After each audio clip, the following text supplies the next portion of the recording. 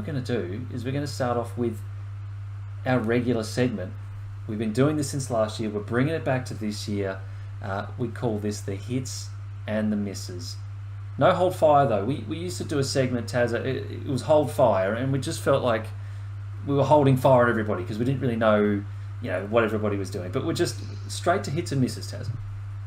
Yeah, hold fire was a bit redundant after about a month because you kind of figured out where people were. And it just got a little bit silly, and it was too hard to pick teams. So scrap that. Hits, misses. It's good. It's going to work. It's just the easiest way to really see where teams are at. And where did we start? I mean, there are a few good performances this week. Melbourne, Collingwood, Port. I mean, where do we go with that? Well, BT, let's leave it with you. Put your nuts on the line, mate. Who's the hit? Who was the best performed team this weekend? Because if we ask Tazza, I know what he's going to say. He's going to say Port Adelaide. And I don't want to have a love affair with Port Adelaide from round one, because that's not what we're here for. Why not? No, we're not going there. But unfortunately, I don't want to say it, but we're going with Collingwood this week. Flag pies. They absolutely dismantled Geelong. Boys. The reigning premiers had no chance in that game, really, especially in that last quarter. I think Collingwood kicked the last 8 goals, I think it was. They flew home. I think they were down by 22 points at one stage as well, and they won by 22, I think, from memory. 8 straight goals to finish this game, Tazza. And look, I'm probably the most optimistic on this channel about the Pies, but even I didn't tip them in this game, and they made them look silly. They were super impressive.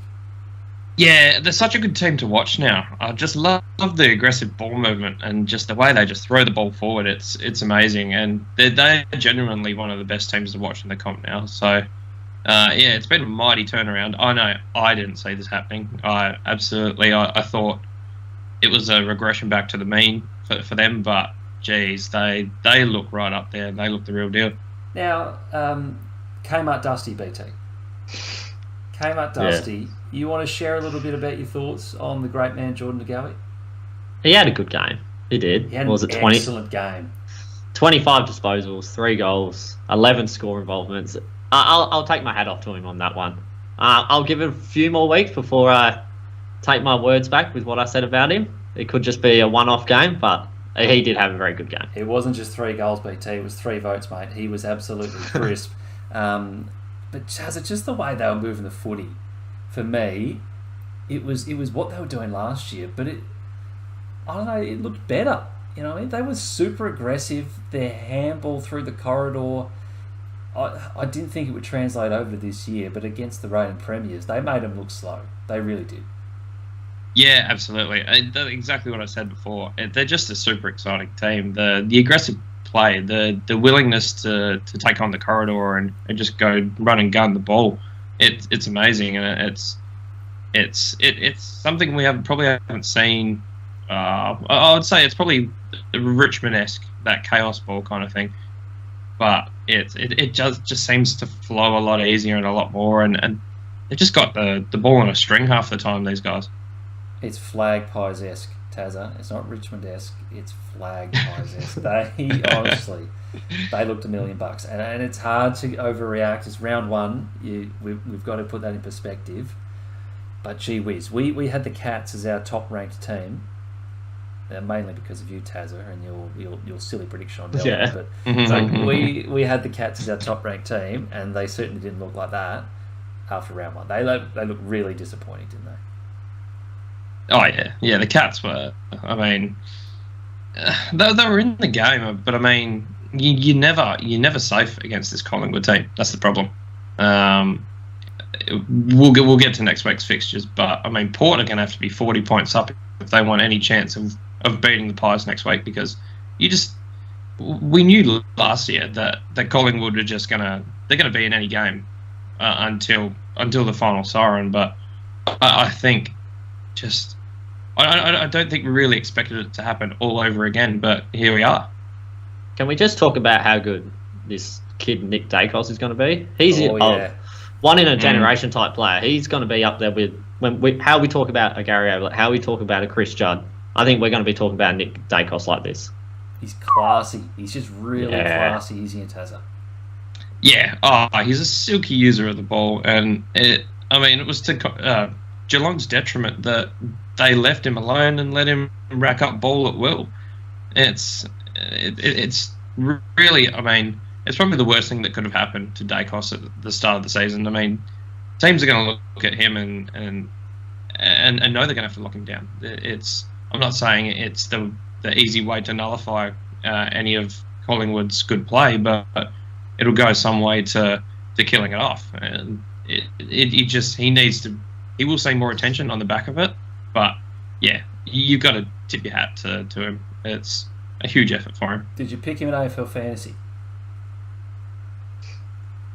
No, I didn't. It's the tag threat. I saw one tag in a pracky match and I shit the bed. Yeah. I'm on the same boat as well. I couldn't do it, and if it wasn't for the fixture this week, he'd be coming into my team because I can make that move. But yeah, no, I want to see another week. Not that I'm not convinced. I just think it's a bad week for him. Yeah, we'll touch on AFL Fantasy a little bit later, but we like Dacos, we like the Pies, definitely a deserving winner of the hit, and there was a few teams that honestly it could have gone to. Melbourne were dominant. Your boys, Port Adelaide, we talked a bit of shit about them at the start, but seriously, they were super impressive in that win. But Tazza, let's go to you. We're looking for a miss. We're looking for a team that shit the bed. We're looking for a team that we expect much better from what they put out there on the park, and they're on notice from StatChat Sports. They need a lift. So it pains me to say this because it's a team that I had really high hopes for. It's round one. Teams, it's nothing's set in stone at this point of the season, but we're going to look at Freo. Yeah. Sunday game, they were really expected to.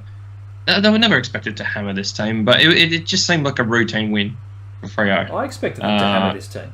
Fremantle, St Kilda is shit, boys. They are not a good lineup, as BT would tell you to the cows come home.